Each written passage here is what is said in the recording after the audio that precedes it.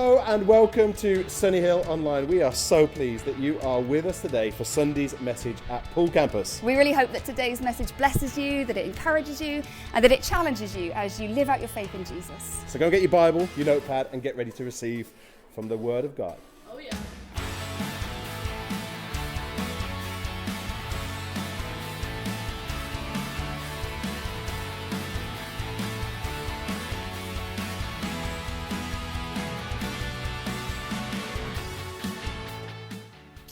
Today I'm going to talk about motherhood, recognizing that it's quite for some it's a completely cool thing to sit and listen to. For others there's a sense of trepidation because we've all had different experiences of motherhood. For some of us we've had great moms, for some of us we've had moms that have been less great. For some of us maybe we didn't really know our biological mother.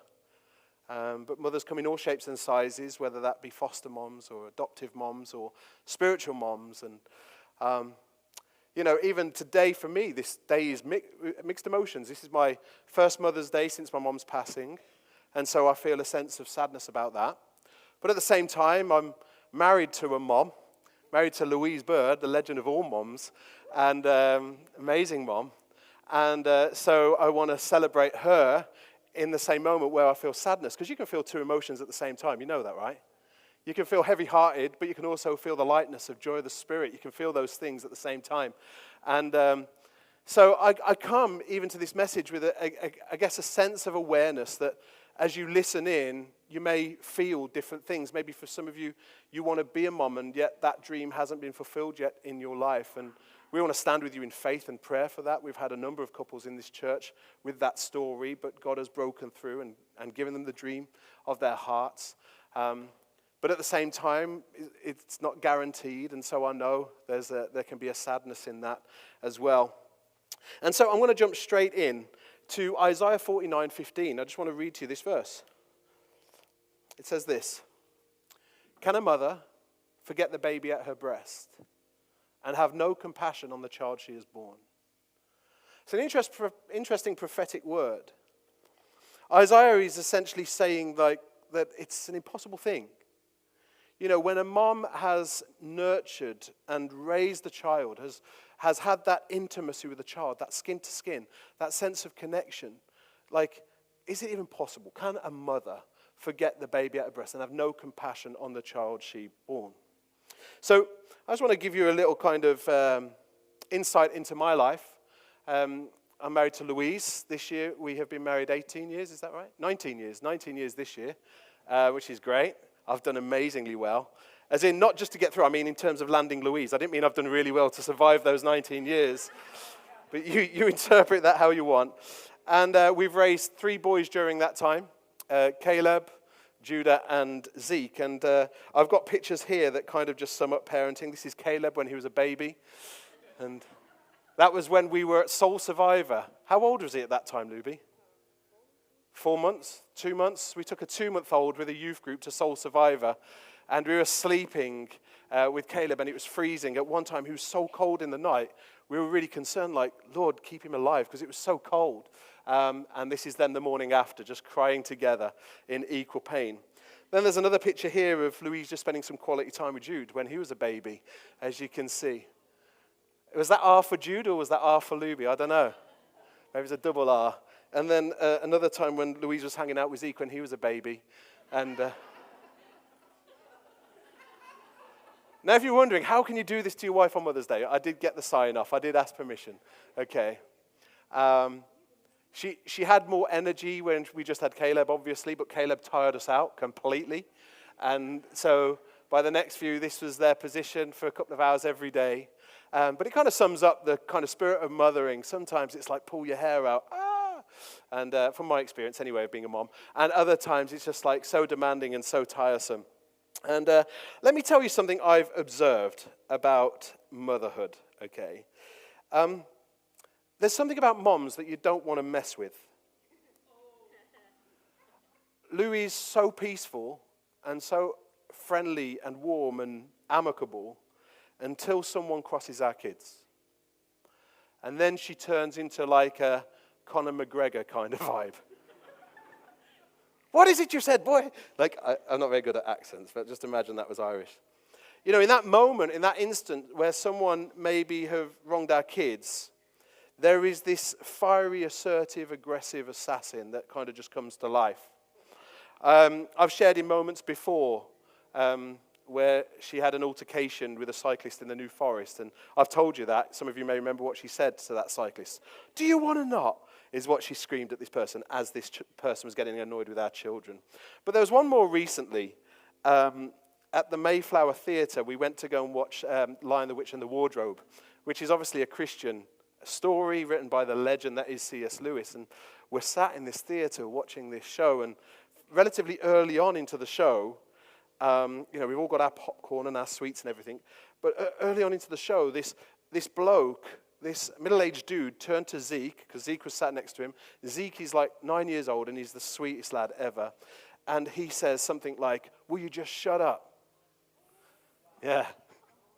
Right, now, I find that kind of stuff funny. Louise just, "What did you say?" Now, as gripping as the story is on the stage, I reposition myself with the popcorn. I'm like, I ain't missing this. I'll go, "Oh, he's picked the wrong fight." And so she says, "Have you met a child before?" And I can't remember exactly, because I only got what I was told afterwards. And he was kind of like, "He's just been too noisy." And Louise was like, "He's eating popcorn. Like, this is going to be the nicest child in the theatre. Let me promise you that. Like, there's no one nicer than him. So just, do you want to not?" kind of thing, okay? And anyways, they have a bit more of an altercation. And then I don't know what happens, but he just doesn't look at us, talk to us for the rest of the night, okay? So Louise just puts him in his place, which is fine. But then I've got another problem now, because I've got Caleb to the right of me who wants to fight the man who shouted at my wife, or his mom. So I've got a mom starting a fight with a man who challenges a child, and an older child who wants to deal with the man who challenged the mom. And I'm just like this righteous pastor in the midst of this. Like, internalizing, speaking in tongues, I'm just praying in tongues. I'm like, "Lord, Aslan, will you make an arrival, please, sometime soon on the stage? Aslan, can you come out, please?" And all of this plays out, and kind of a remarkable thing, because that's really not in Louise's locker at all. In her locker is like, when it's just with her, she's so long suffering. But as soon as it comes to her children, or she feels like there's an injustice, then all of a sudden she's like locking in and dealing with it. And it's kind of fun. But the problem is like, my issue with it, to be honest, I do have a slight issue with it, because I know that if it does like materialize into a fight, I know I'm going to have to get involved. And I don't know what I think about a fighting pastor watching Narnia in the theatre, to be honest.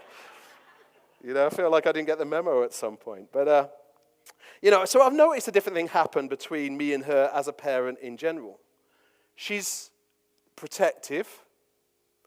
I'm quite permissive. In fact, even today, I took these pictures, like as we're opening presents, as the boys get older, it's brilliant, because obviously when they're younger, as the man, you have to do all the heavy lifting when it comes to Mother's Day. You've got to use your money. You've got to use your creativity. But as the boy gets older, you just like step out of the equation and let the boys deal with it, and use their own money and all this sort of stuff.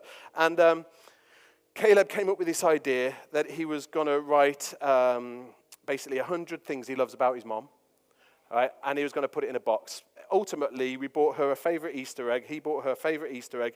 And he managed to get, I said, "Don't do 100. I said, "That's too many," because, I was feeling he would never do 100 for me. So don't do 100 for Mom. Okay. I says, "Why don't you do 14? Because you're 14 years old. So every year you've been alive, every year you've had Mom as your mom." I was like, "Why don't you write something that you love about your mom?" And so he did, and we put it into the egg and wrapped the Easter egg back up, so that when she opened the egg, cracked the egg this morning, there was like loads of bits of paper in there, 14 things that Caleb loves about his mom.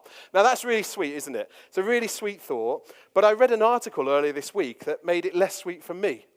And what made it less sweet is that it said that children are unable to kind of see the grey in the parents. So for example, they'll see one as the fun one as the serious one. One as the silly one as the serious one as the kind one as the tight one as the comforting one as more of the cold one. They don't have the ability to say, oh no, mom and dad are both kind of kind. They will see a stark contrast. Now I'm hoping that's not true for my children, because I'm going to show you 6 things that Caleb put in the egg. Okay, so if that psychology is true, it doesn't say a lot about me. So the first one is, I love you because you are protective over us. Okay, which is sweet. So obviously he doesn't sense that in me, okay? That's how I read this. The second thing is, I love you because you comfort me when I'm sad. Yeah, again, he doesn't obviously see me as that comforting role, potentially. This one's quite funny. I love you because you're a multitasker. Yeah, I love that, because I think actually that has so much truth in it. I am not a multitasker, you know. The fourth one was, I love you because you are always supportive of me.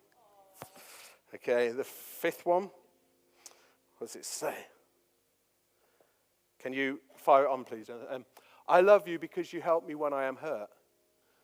And that's really true, because honestly, you know, when they get injured, I just don't want to be in the room. I don't know if it's a PTSD thing from when I was a child, but normally when I got hurt, I got in trouble. So, like, I just think, oh, I've got to get out of this situation. And plus, I'm really squeamish. Like, if I cut myself, like, shaving, I have to sit on the toilet lid just for a bit, just to, like, catch my breath. But I'm just being vulnerable with you guys. But, you know, it's kind of interesting. Caleb dived in the back garden and cut his leg open on the washing pole hole thing, whatever that's called, that you put the washing pole in. And he cut it open, and he came into the house. And he's like, Dad, is it bad? I was like, I don't know. I was like, Judah! I promise you. I was like, Judah! Come and check out your brother. Judah comes in. Oh, what have you done? Then we have to get, I don't think Louise was around. So I was like, Jude, you need to get some tissue. You need to sort it out. I was like, I just couldn't look at it. Couldn't look at it at all. Can any blokes relate to this or not? Not many. Maybe it's just unique to me. There was another occasion where I took Judah scootering, and we didn't have his helmet in the car. And obviously, moms are more mindful about that, and I'm more permissive. I'm like, well, when you wear a helmet, I never see you fall over, so we're all good to go. Don't worry about it. And so he plays around in the skate park for a little while, and it's all fine, no problems. And then I'm like, we've got to go, and he wants to stay playing a bit longer. So I give him one more chance, say one more jump in, then off the half pipe thing. And he goes off it, and he slams his head into the ramp. And I don't know what to do, because like no one is there other than me. So I think, well, I don't really want to deal with it. So he's completely just flattened out on the floor. So I just scoop him up like this, and I just grab his scooter and I start running to the car. And he's like, I'm like, Jude, you okay? You okay? And he's like, he's crying a bit, and then he says, Dad, I can't see. Yeah, it was really bad. And I was like, okay. And then I'm praying in tongues again. I'm like, oh, I'm going to pay a heavy price for this. You know, Judah, please please see. And he said, Dad, I can't quite. And anyway, I ring Louise on the way back. I say, listen, I let Judah scoot, and he didn't have a helmet, and he's banged his head, and now he can't see, and I'm stressing out. And Louise is like, okay, just calm down, Dom. Just breathe deeply. She's like, just chill, bring him home, and we'll deal with it. So I bring this bag of bones home, put him on the sofa, and she sits with him. And so in my kids' minds, like, when they get hurt, they never come to me. And I don't hate that. I'm not like feeling jealous about that. I'm like, fine, go to your mom, that's great. But generally, the reason they get hurt is because of me. That's the problem.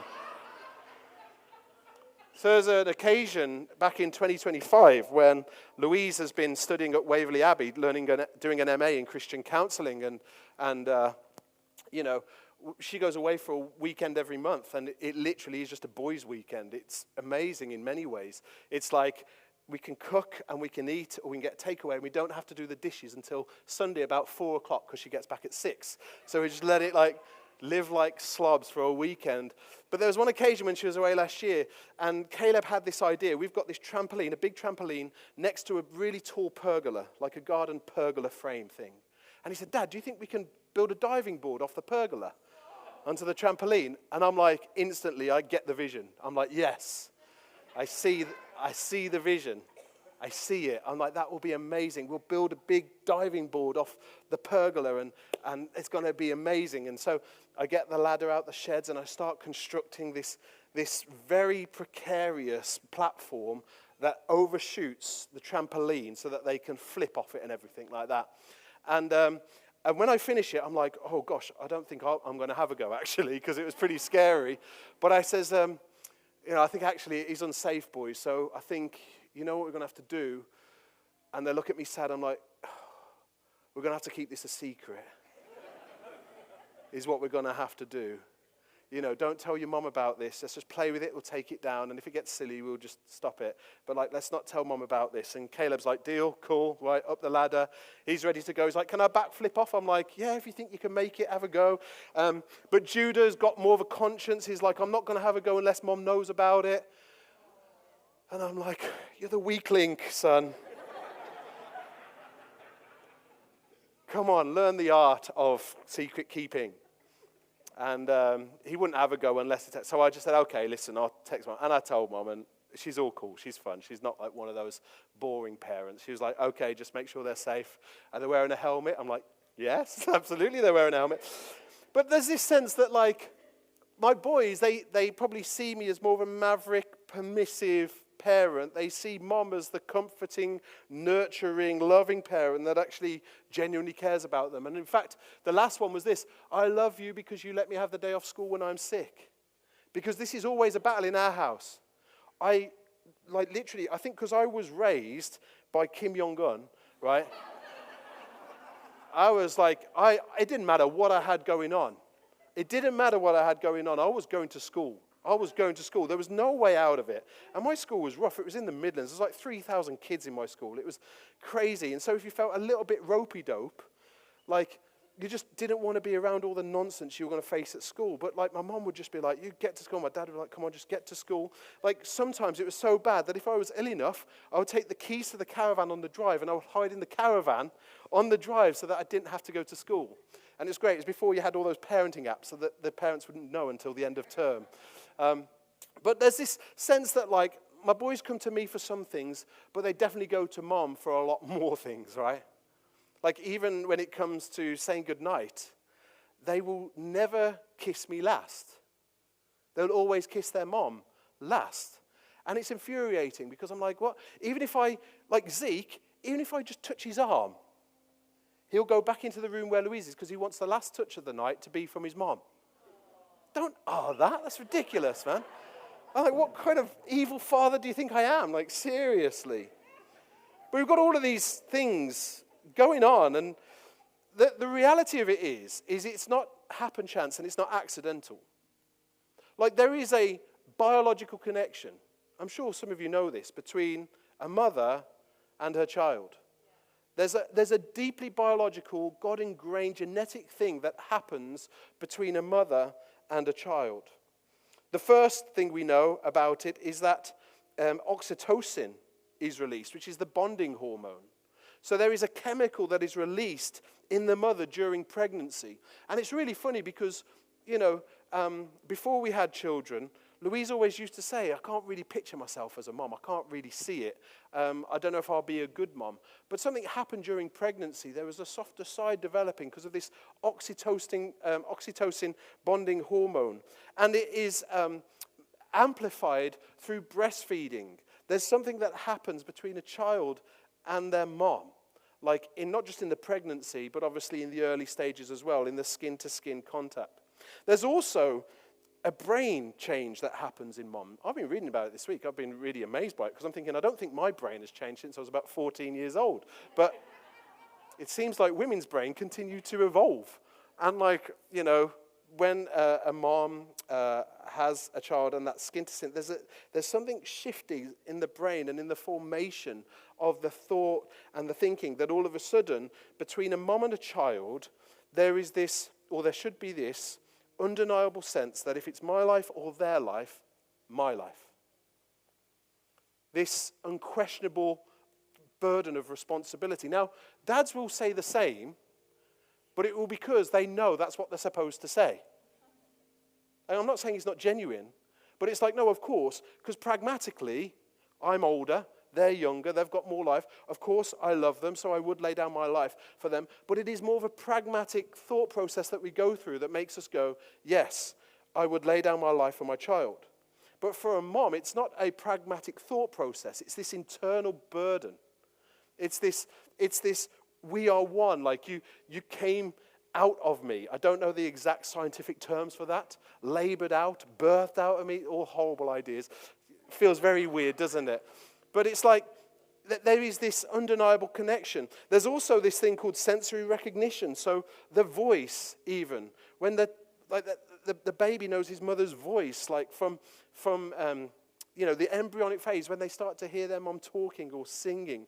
And the smell as well, they can smell their mom, and also their mom knows that new baby smell. And my wife's nose is really developed. She smells everything. She smells it all. I can't hide anything, okay? She smells it. Also, eye contact. When a mom and a child have strong eye contact and they spend time gazing at one another, there is something that's speaking to that maternal innate bond. And it's a beautiful thing. And as I've been thinking about this, what makes me really sad is the amount of moms that I see walking to school with their child, maybe in a pushchair and holding the child's hand, but they're also on the phone.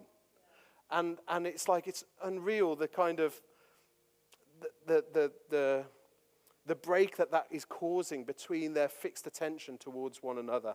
And there's other things as well: mutual regulation, attachment formation. Now, why do I say all this? Because I will play with my boys, I'll fight with my boys, I'll build dens with my boys, but when push comes to shove, they always want mom. I know this to be true, and I've cried about it, but I'm over it now, right? They all prefer mom, right? That's the reality, ultimately. That's why she gets the last hug every day. That's why they want to see her when they hurt. Am I right, boys? The silence says it all. Thank you very much. No, Dad, we love you equally. No, it's okay. We get it. Now, of course, you grow up without a dad and you feel that. You feel that because children also need that paternal role model in their life as well. You all right, son? He so didn't want to be called out that he's like, bet if I'm not here, then I won't get in trouble. Okay?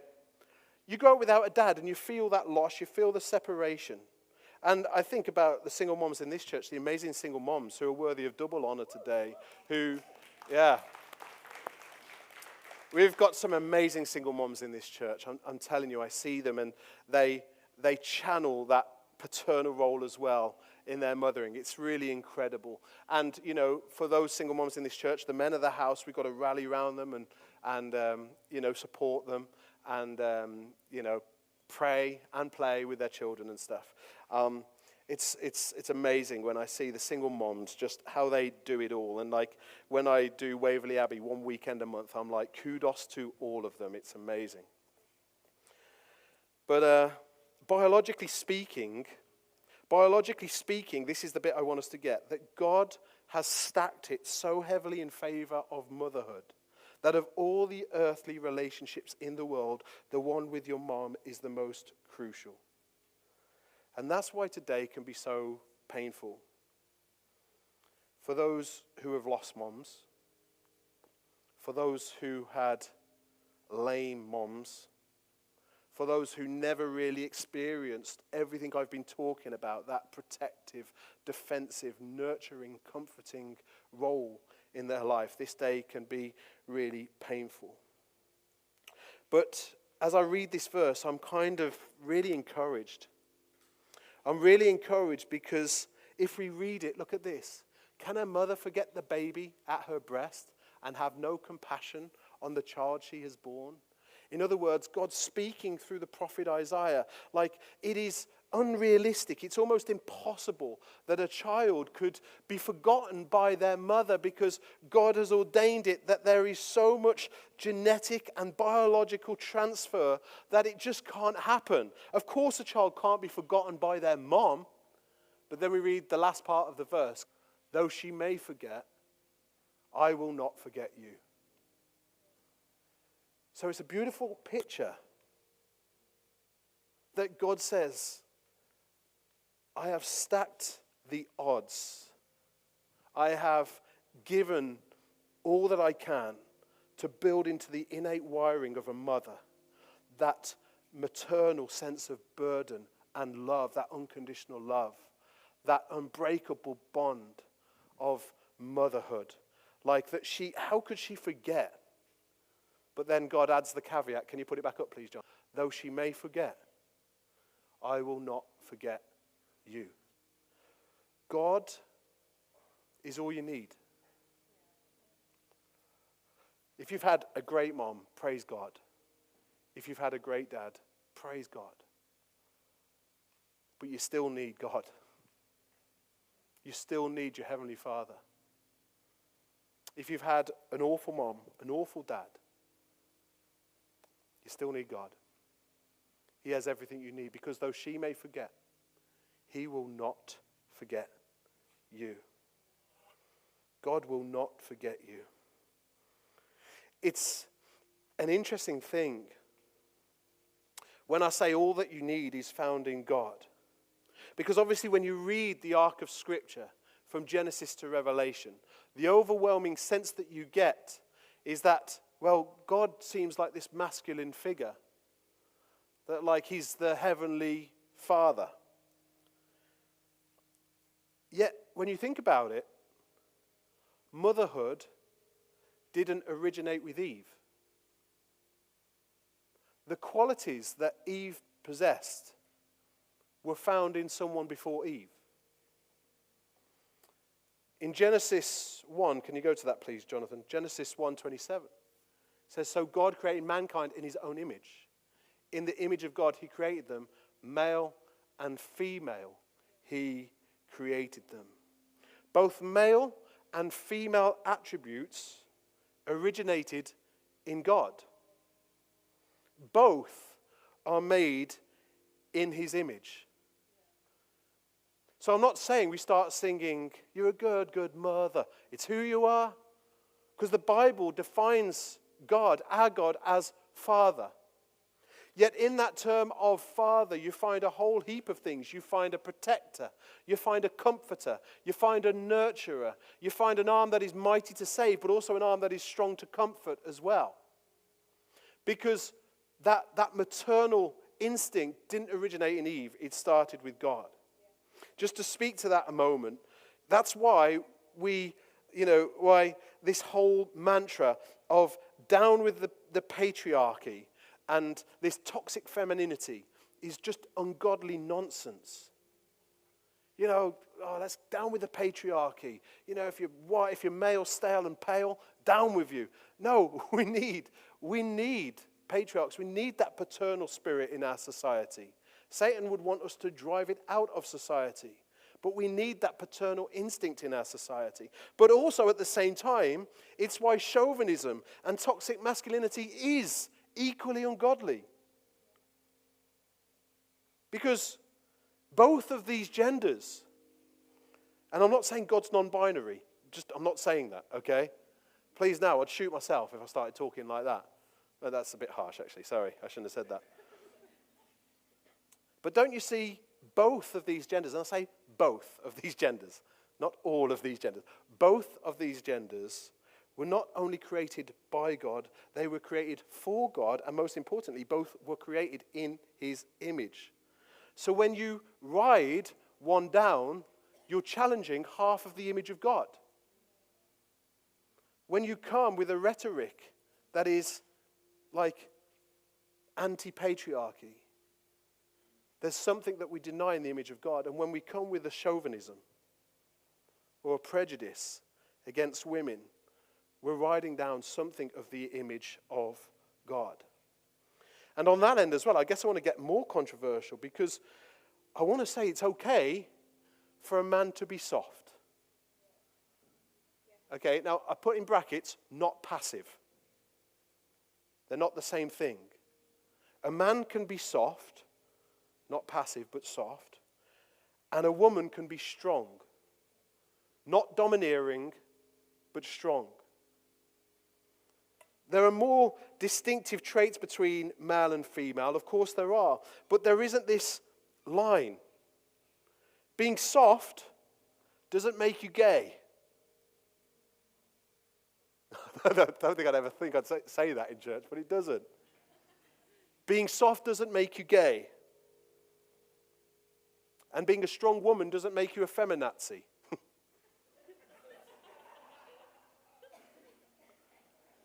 I don't know if that's controversial or not, but I'm just telling you as it is. Because the enemy tries to deceive people. If you have a more unique amount of that, then you're the wrong gender. What a load of crock. The gender line doesn't go like this, it goes like that. Not a lot of amens, and I appreciate that because I don't know what I would say if I was the other side of this pulpit. But ultimately, that's why you get boys that can't catch and girls that can't skip. You know, we can paint an image of what we think they should be like, but there's always a bit of blur. Now, these things don't speak to our sexuality, they speak to our self-image.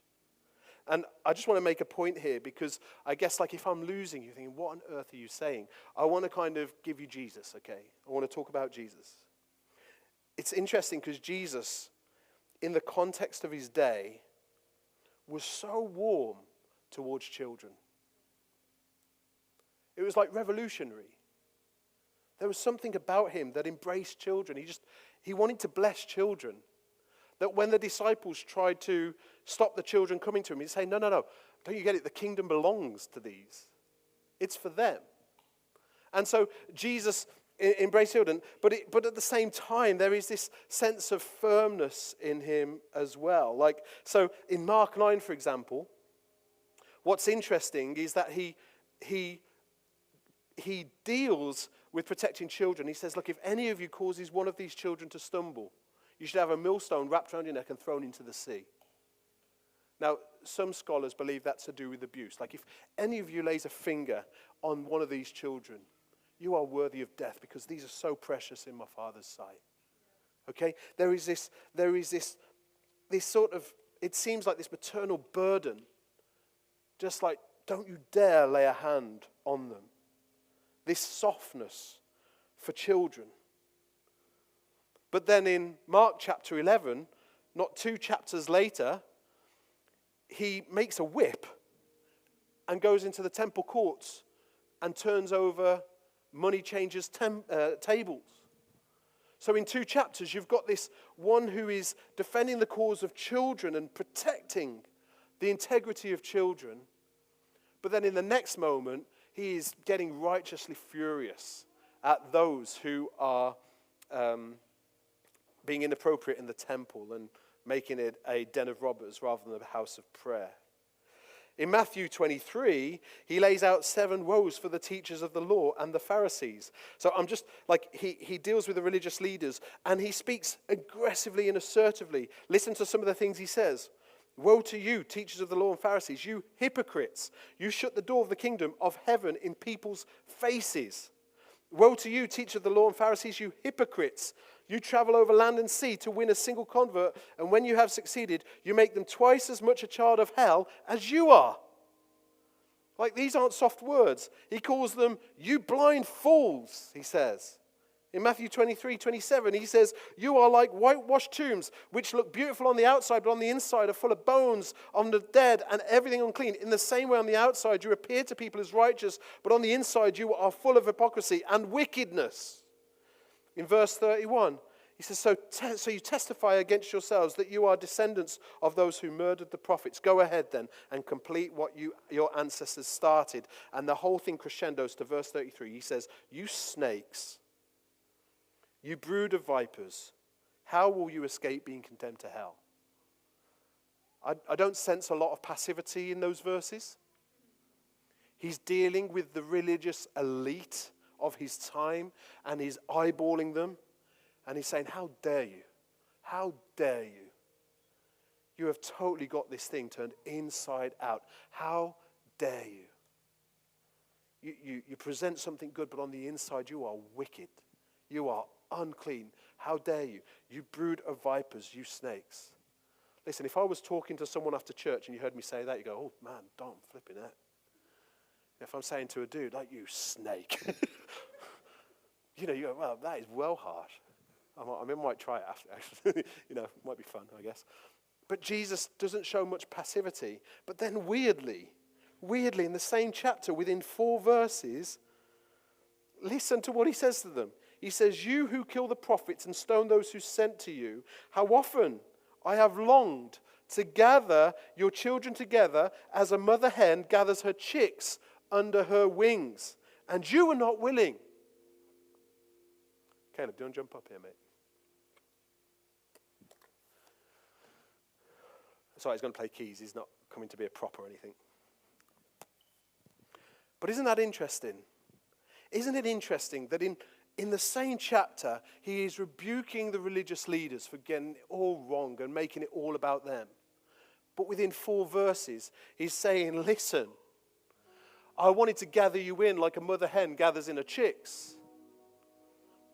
Like, there's a sense that, like, you know, as a, I don't know, I guess as a male, we struggle to connect with that idea. If I said, you know, today I'm just feeling like a mother hen, you know, you go, what are you talking about? That's weird. But Jesus wasn't like insecure about it.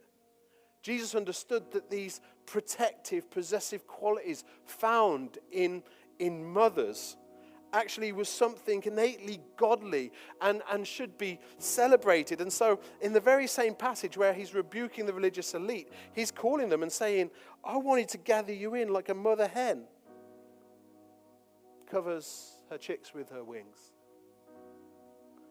It's a beautiful thought. But Jesus says to them, but you were not willing. Let me tell you this, that God had not forgotten them. They had forgotten God. So going back to that passage in Isaiah 49, can a mom really forget her child? Is that really possible? Well, even if she does, I will not forget you. And so in the same way today, maybe you're feeling forgotten. Well, I can promise you one thing, you are not forgotten. You are not forsaken. God has not forgotten you. But the question we have to ask is, am I willing? Am I willing to be gathered up by Jesus? Am I willing to be brought in and brought home by Jesus? Am I willing to respond to the invitation, or am I going to allow a hard heart to continue to separate me from his best for my life? These moments, as I've been thinking and reflecting on them this week, they don't make God girly. They make him strong. The same God whose arm is mighty to save in Isaiah 59 is the same arm of the God who is spoken about in Isaiah 63. As a mother comforts her child, so will I comfort you. Why am I saying all this? Let me just be clear, I'm not saying it to challenge gender norms, okay? I'm saying it to make a point. And the point is really simple. And I've said it already. I'm going to say it again. All that you need is found in God. You need the love of a father? Good news. Turn to God. You need the compassion of a mother? Good news. Turn to God. You need the empowerment of a dad? Turn to God. You need the sensitive care of a mom? Turn to God. You need guidance for life? Turn to God. You need protection in the storm? Turn to God. You need comfort in pain? Turn to God. You need forgiveness for the past? Turn to God. You need strength for today? Turn to God. You need hope for tomorrow? Turn to God. You need peace in chaos? Turn to God. You need joy in sadness? Turn to God. You need healing for your heart? Turn to God. You need unconditional love? Turn to God. It's not because God has a love that never fails. It's because he is a love that never fails. That's what 1 John 4 verse 8 says. God is love. God doesn't love you because you love him. He loves you before you even turn toward him.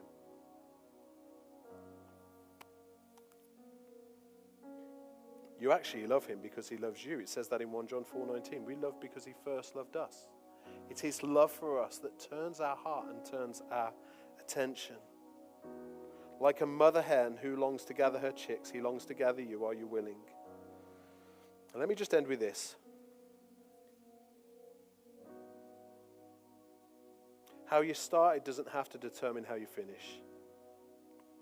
You may have had the world's worst mom or father or spouse. Listen, there's a greater love available today. You may have had the world's best mom, father, best spouse. There's a greater love available today.